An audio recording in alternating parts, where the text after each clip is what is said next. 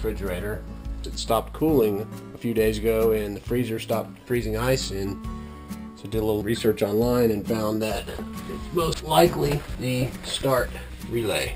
What I did is I took this panel off the back of the refrigerator, got down in here and popped off the black cap there. I'll show you how that's done.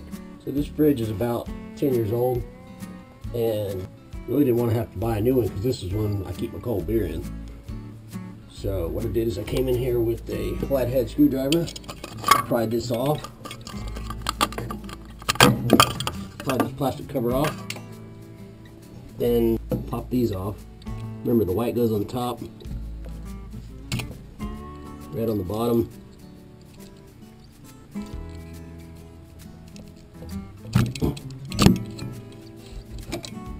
And I used another screwdriver again to pop this off. That's how you know that's bad. It's got a lot of rattling inside. Got a $40 part from Sears. Flip that around, put the bottom holes back down. We'll put the overload shut off, push that back in. Red wire connected to the bottom. White wire connected to the top on that side. And we're going to seal it all up. First we're going to plug it in. See how we go. Now I would advise you to shut this panel before you plug it in and don't reach in there after you do.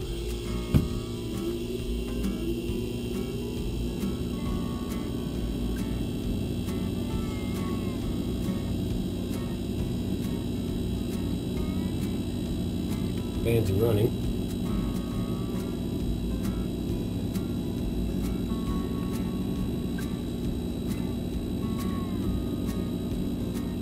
Sounds pretty familiar to what it sounded like before. And hopefully I'll have some cold beer in there soon. Put this little case back on just to protect the parts.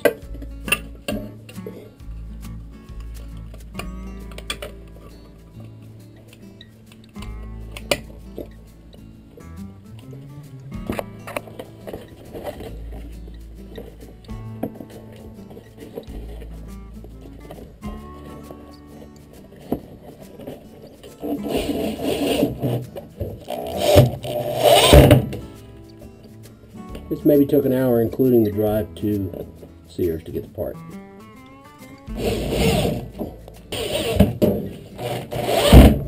Let's try to click on. Heard the compressor click on. That was good.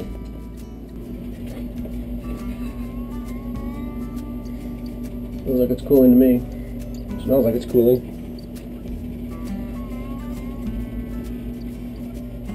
Yep. We got cold air coming out again. Time will tell if it's cold enough.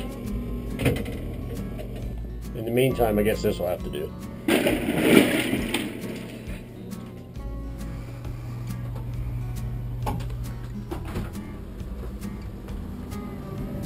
Yes.